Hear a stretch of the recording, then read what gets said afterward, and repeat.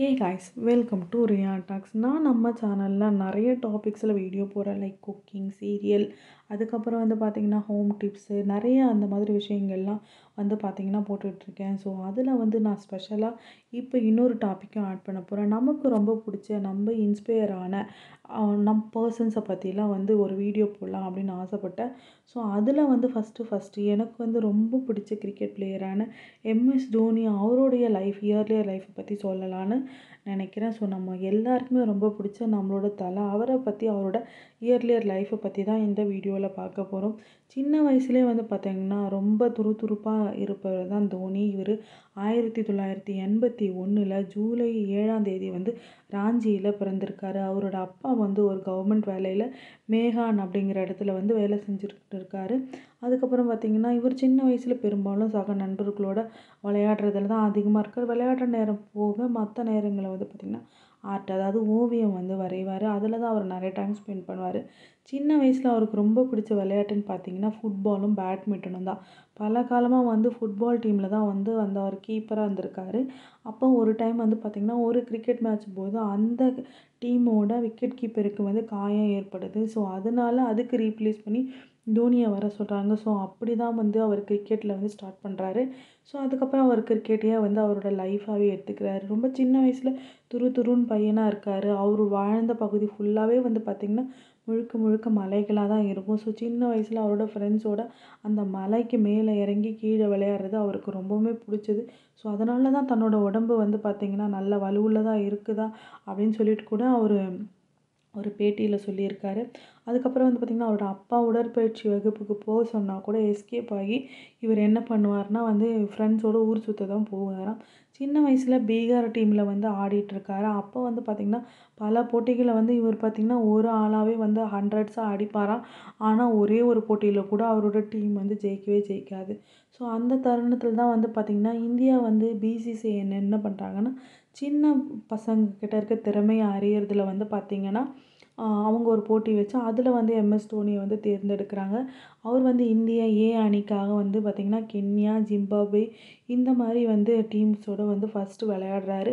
Zimbabwe அணியில் வந்து விளையாடும்போது அவர் வந்து சதம் அடிக்கிறாரு. அதை பார்த்து அப்போதைய கேப்டன் வந்து சௌரவ் கங்குலி வந்து பார்த்திங்கன்னா அவர் ரொம்பவே ஆச்சரியமாகறாரு. அதுக்கப்புறம் பார்த்திங்கன்னா பங்களாதேஷ் கூட ஒரு மேட்ச்சு அதிலே வந்து ரன் அவுட் ஆகிறாரு துரதிர்ஷ்டவசமாக. ஆனால் வந்து பார்த்திங்கன்னா வந்து அவர் மேலே வந்து கங்குலி வந்து நம்பிக்கை வச்சு அவருக்கு வந்து வாய்ப்பு கொடுக்குறாரு. அப்புறம் பாகிஸ்தானோட நடந்த ஒரு போட்டி, இதை நீங்கள் எம்எஸ் தோனி அன்டோல்டு ஸ்டோரியில் கூட பார்த்துருப்பீங்க. 148 ரன் அடிச்சிருப்பார். ஸோ அதுக்கப்புறம் வந்து பார்த்திங்கன்னா ஸ்ரீலங்காவோட ஒரு மேட்ச் ஆடுவார். அதில் வந்து பார்த்திங்கன்னா 183 ரன் அடிச்சிருப்பார். ஸோ இதன் மூலமாக வந்து பார்த்திங்கன்னா அதிக ரன்கள் அடித்த விக்கெட் கீப்பர் அப்படிங்கிற உலக சாதனையை வந்து பார்த்திங்கன்னா தோனி பண்ணியிருக்காரு. அதுக்கப்புறம் வந்து பார்த்திங்கன்னா அயர்லாந்து தொடர்லேயும் வந்து இந்தியாவுக்கு துணை கேப்டனாக வந்து களமிறங்கியிருக்காரு. ஸோ 2007 20 T20 கிரிக்கெட் இருக்கு இல்லையா, ஸோ அதில் வந்து பார்த்திங்கன்னா இந்திய அணியோட கேப்டனாக ஆனார். அவரோட அபார ஆட்டத்தினாலையும் திறமையினாலும் அணியை வழிநடத்தி அந்த கோப்பையும் வாங்கியும் தராரு.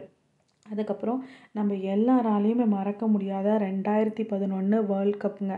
அந்த வேர்ல்ட் கப்பில் நம்ம சச்சினுக்கு வந்து பார்த்திங்கன்னா அதுதான் லாஸ்ட் வேர்ல்ட் கப்பு. ஸோ அதனால் அவருக்காக ஜெயிக்கணும் அப்படின்னு சொல்லி களமிறங்குறாங்க. கடைசி ஃபைனல் மேட்ச் வந்து ஸ்ரீலங்காவோட நடக்குது.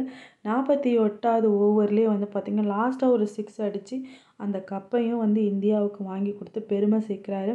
கிட்டத்தட்ட 23 வருஷ கனவு வந்து பார்த்திங்கன்னா இந்தியா உலகக்கோப்பையை வந்து வெல்வது அப்படின்னு சொல்லி பார்த்திங்கன்னா அப்போ சச்சின் வந்து என்ன சொன்னார்னா, நான் பார்த்த கேப்டன்லேயே வந்து ரொம்ப சூப்பரான கேப்டன், தலை சிறந்த கேப்டன் கேட்டிங்கன்னா அது தோனியை தான் சொல்லுவேன் அப்படின்னு சொல்லுவார். நம்ம தோனிக்கு வந்து பார்த்திங்கன்னா லதா மங்கேஷ்கரோட பாடல்கள்னால் ரொம்பவே பிடிக்குமா.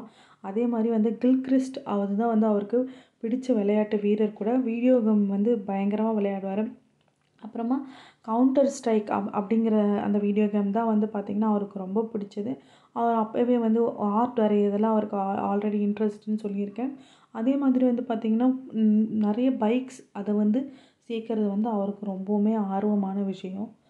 ஹார்லி டேவிட்சன் பைக் தான் அவர்கிட்ட அதிகமாக இருக்குது. அதே மாதிரி வந்து பார்த்திங்கன்னா, ஒரு ஆட்ல ஜார்க்கண்டில் வந்து என்ன பண்ணுறாங்கன்னா, வந்து பள்ளிகளில் பிள்ளைய சேர்க்கறதுக்கு வந்து ஆட் பண்ணி தர சொல்கிறாங்க. ஆனால் அதுக்கு ரூபா கூட அவர் வாங்காமல் பண்ணியிருக்காரு. அவரோட ஒய்ஃப் பேரில் ஒரு அறக்கட்டளை வந்து உருவாக்கி எய்ட்ஸ் நோயால் பாதிக்கப்பட்டவங்களுக்கு அவங்களோட ஆதரவற்ற பிள்ளைகள் இருப்பாங்களே அவங்களுக்கு நிறைய உதவி செஞ்சுட்டு வராரு. நம்ம நாளைக்கு இன்னொருத்தரை பற்றி வீடியோ பார்ப்போம். தேங்க்ஸ் ஃபார் வாட்சிங். கண்டிப்பாக சப்ஸ்கிரைப் பண்ணிவிடுங்க.